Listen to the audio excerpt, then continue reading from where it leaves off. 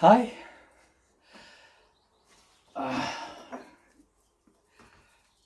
Last time, there's just so much to say, and I just didn't get around to saying it all, and I probably won't today either. Um, we're still on about emotions. Um,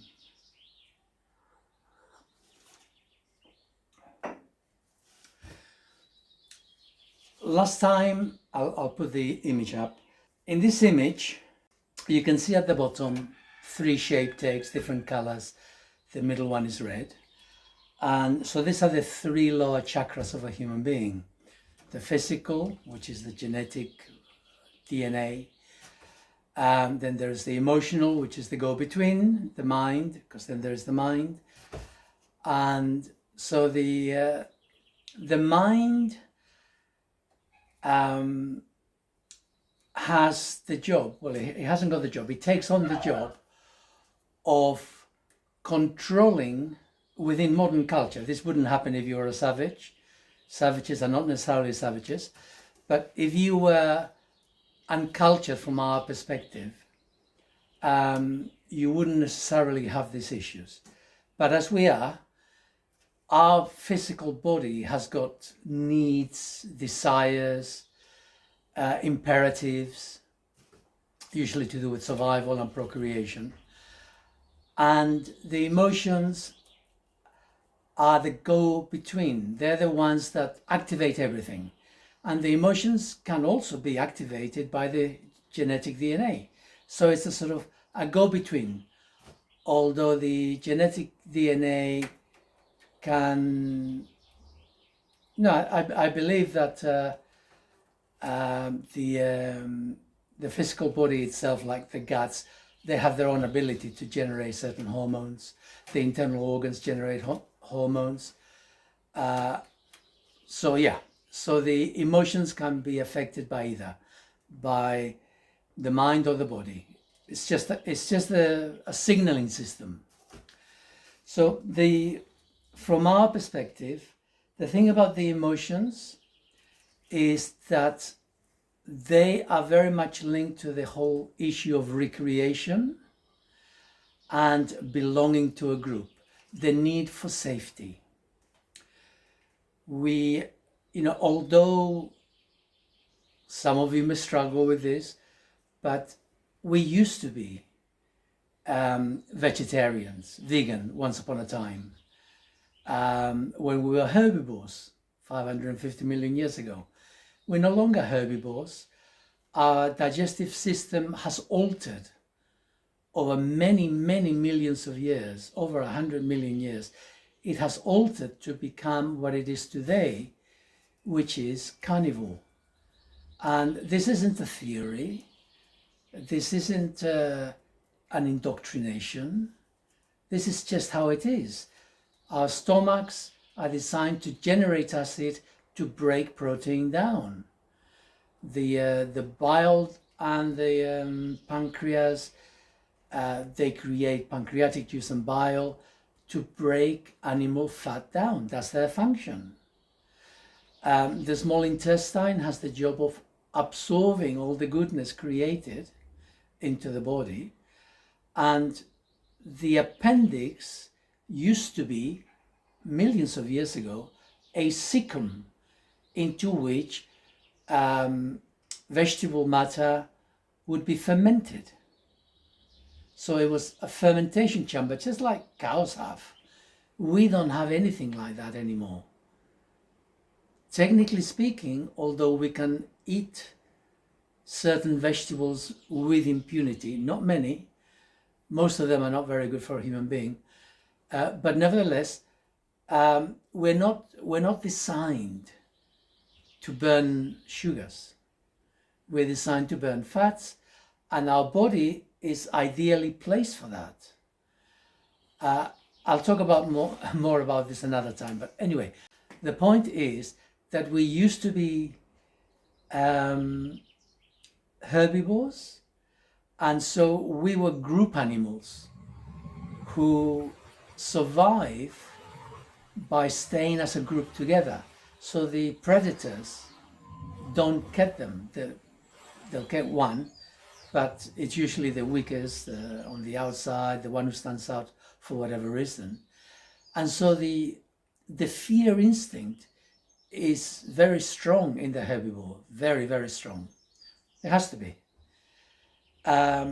Predators, they also have the fear instinct, but it's subsumed by their ability and competence to attack and fight. Technically speaking, we are carnivores, and we shouldn't be at the mercy of fear within us. Unfortunately, we are. From the point of view of the Earth, it's not that long ago, 500 million years, 100 million years. And so we still have this need to be part of a group. And this is abused in our culture and has been abused by a long time for those who are in power. So when I've spoken before about indoctrination, how do they keep the belief systems in place? Through fear. So they inculcate fear in us so that we self-censor, so that we self-control through fear, to which we are susceptible. And this is a racial trait from our past.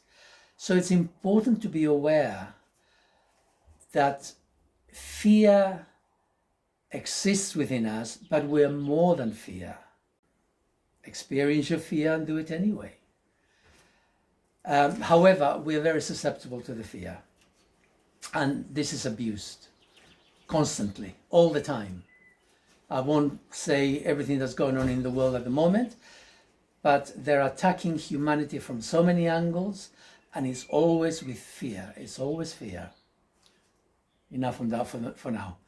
So the second chakra, emotions, is actually really, really important, because we are more than mere machines. I mean, on the surface, we're all machines. Biologically speaking, we are all machines. Our ego structure is machine. But there is something else within us, and it's a soul fragment. And I say soul fragment because, unfortunately, 10,000 years ago, when this new energy of the Kali Yuga came in, and which just went straight downhill, brutality, and the qualities which humanity had developed, and they're still within us, but the quality humanity had developed before the previous cataclysm, it all went out of the window. Now fear ruled once more, cruelty, indiscriminate killing, slavery, human sacrifice, the whole caboodle. It all went in there, and with it came ignorance, huge ignorance, and the souls that previously had been coming before Atlantis fell, the souls within 1 or 2 lifetimes, they would be gone. They would go, I don't know, I assume, to another planet. This galaxy, another galaxy, I couldn't say. But they would be gone from this earth. They would have evolved beyond this space. Because there are many, there is in this galaxy, for sure, there is a race of there's a race of humans, I call it true humans, and they're the ones who 550 million years ago gave us a little bit of their DNA, which is why we metamorphosed to be what we are today. So this transition from 550 million years ago to today occurred thanks to this 1.5% DNA that was put into our ancestors. And there's reasons for that. I'll go into it another time. Over the last 10,000 years, with the brutality, people, their hearts would not open up. The sheer corruption of the earth, debasement, we lived in fear, we died in fear, most of us. What that meant was that when we died, the soul had to come back. It couldn't go anywhere else. It had to finish the job, because part of that experience was stuck on this earth. So when I say a soul fragment, what I mean is that today our souls are fragmented, and part of those fragments are in past lives. They're in the past. I mean, for myself, I'm aware of about 5 lifetimes stretching back about 1100 years. And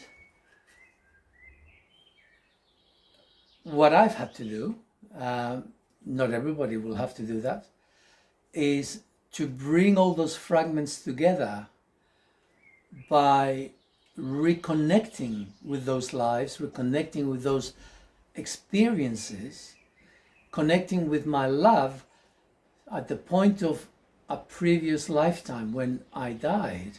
Not me, because, ego, but the previous part of me, of which I was a part.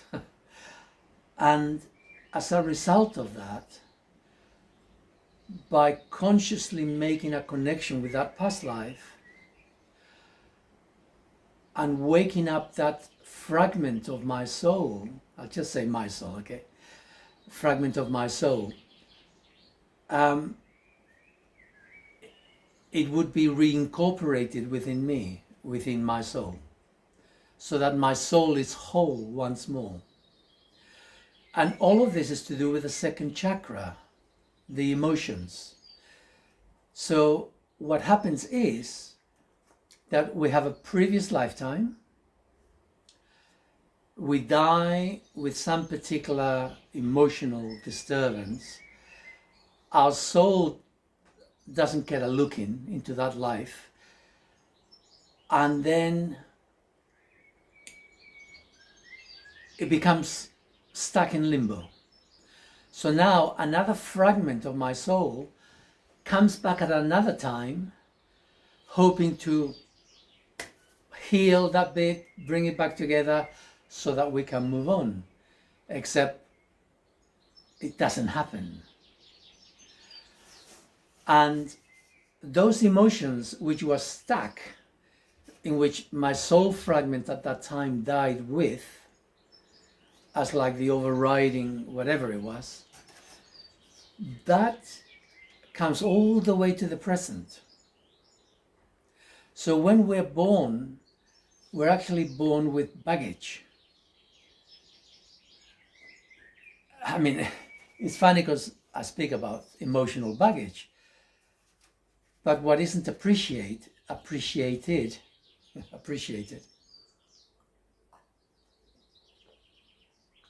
is that the baggage comes from the past, from past incarnations, past lifetimes.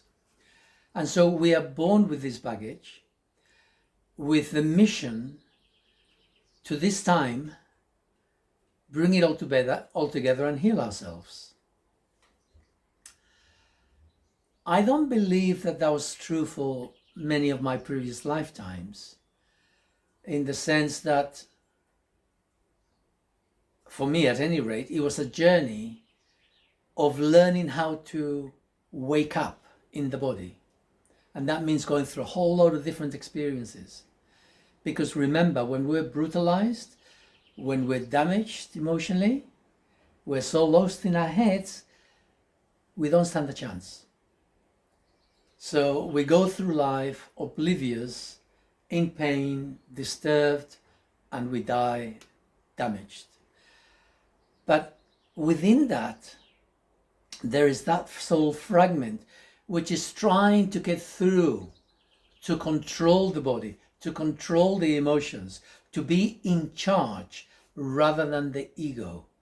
So it's like learning to drive a car, right? So you go through all those previous incarnations learning to drive a car, hoping that this time around you're going to pass the test. So I'm going to follow that for a second. There are many people on this earth who have been doing this for so many lifetimes, and they're here now, and they're still carrying L plates, learner plates on their back. They're still practicing, but the time has come to throw those plates away and really become a good driver.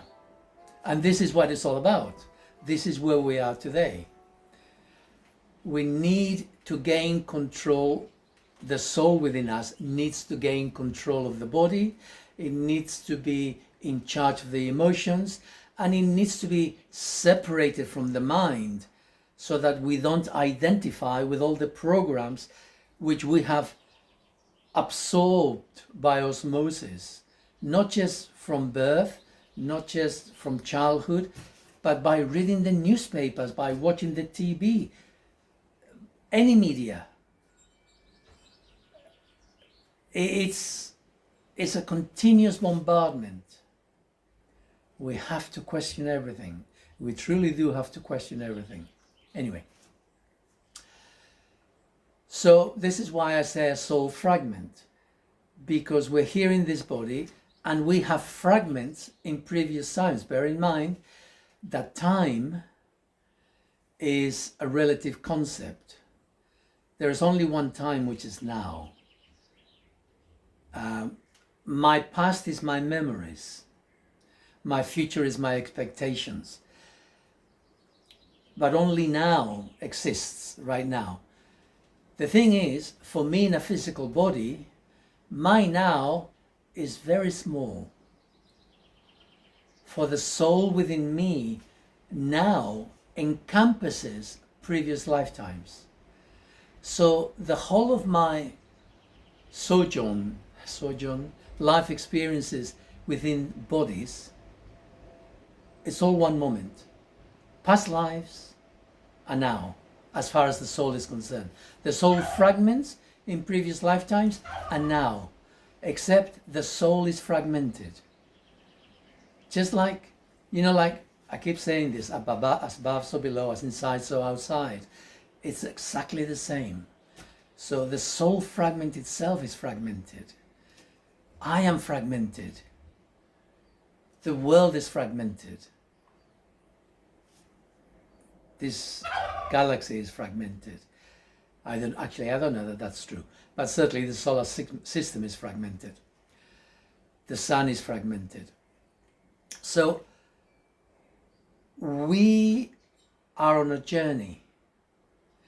And I'm assuming that you who are listening to me, you got L plates. And you're ready to get rid of them. But you just need a little bit more of instruction. And I am more than happy to provide it. If you were a dreadful driver, you wouldn't be listening to me, okay? Because you'd be having so many crashes left, right, and center, you wouldn't know whether you're coming or going. So the fact that you're here listening to me means that you are on your way. Otherwise, you couldn't hear me, even if you tried. You wouldn't register. So this is where we are. And when I speak about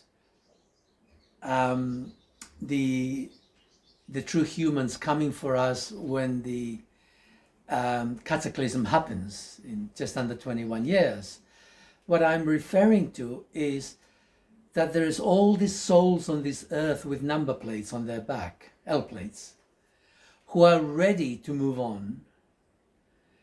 And they have 15 years, plus a few more years for the strugglers, to actually learn how to drive your body, connect with your emotions, clear the decks in your head. And that also means clearing yourself of poisonous foods, of drugs, anything that's addictive. It doesn't matter how you define addictive. Anything that, apart from air, I mean, we all need to eat, right? But there are things which we are good for eating and the things we're not. And that's true for every animal, right? You wouldn't give a steak to a cow. So, you know, we all have a niche within nature. And our niche is, honest to God, is carnivore. But I'm not saying just become a carnivore, that would be foolish. There are ways and means of doing this, because most of us have been damaged for so many years by eating the wrong foods. We're so poisoned that we just cannot make the change overnight. In certain situations, it could even be deadly. It has to be done intelligently. But I will be talking more about this. So it's important. I mean, there are some basics we need to stop. We need to stop the coffee, the alcohol, the pharmaceuticals, all of them. We need to stop the vegetables. Some of them are quite poisonous. There's a lot of stuff we need to stop. But the basics are the alcohols. Listen, if you watch anything and they advertise it, it's bad for you. If anyone tries to convince you of anything out there within mainstream media, it's bad for you. There is an angle. They're trying to make money. They're trying to push it down your throat. I sound very harsh, and I don't mean to be, but it is as it is. So we need to clean our bodies of all these poisons, because we are energetic beings. And we don't stand a chance of gaining control of our bodies, of our emotions and our minds, unless we clean ourselves of all the poisons. And I'm going to say it's not easy, because the world around us is poisoned now. We're really coming to the end. We're coming to the end. You can see that we're coming to the end externally. We don't know what to do with our rubbish. We don't know what to do with... we're poisoning the air, we're poisoning the ground. I sound like a broken record. We're poisoning ourselves everywhere. It's all around us. And this is not going to get any better. And if they have their way, it'll get even worse. You need to know who they are. But it'll get even worse. So it's really important to do our best to clean ourselves. We cannot be clean if we're poisoned, if we're addicted to all manner of substances. We need to clean ourselves. So that's the importance of the second chakra in terms of the interconnection with our hearts, with our soul, which is, for most people, fragmented. So as you begin to get your act together, at some stage, you will probably want to work with past lives, at least with the major ones. Not everyone is going to heal themselves to the point where they've cleared all the emotional debris from their bodies. But they do need to get up to, I've said it before, 45%. 45% is the minimum, is the base minimum. And that allows you to escape from this planet with the help of the true humans. And they will take you to other planets which are not at the mercy of this Kali Yuga energy, which after 15 years will come back, woof, and it'll be here for another 400, or just under 500,000 years, 440 something thousand years. And the souls that come into this place will not escape so easily. I'd like to think, but I don't know, I'd like to think that there will be other moments at some future dates when this energy will ease off, and there will be another opportunity for souls who have been struggling to then come to a point like we are now, and they also will be able to move elsewhere. but I don't know. The thing is, now is what matters. Here we are, and today is what's important. So, becoming whole in our soul. Not everyone will become whole in their soul. But if you reach 45% and you're physically taken to another planet where you can continue your development and you die in a good place in another planet, the chances are, I imagine, I don't know, that you would not come back here again. Why would you want to? I think I'm going to stop here for now, just with that bit, and I'll come back and then I'll talk more about the human being as an electrical being and the implications of that. So stay tuned. You may have struggled to listen to me in the beginning, but if you're still listening to me, please give a like. It really matters, it really does. I ask for nothing from you guys. I ask for nothing. I demand nothing. I need nothing apart from that. Give a like. You'll help other people find me. Bye for now. All the best.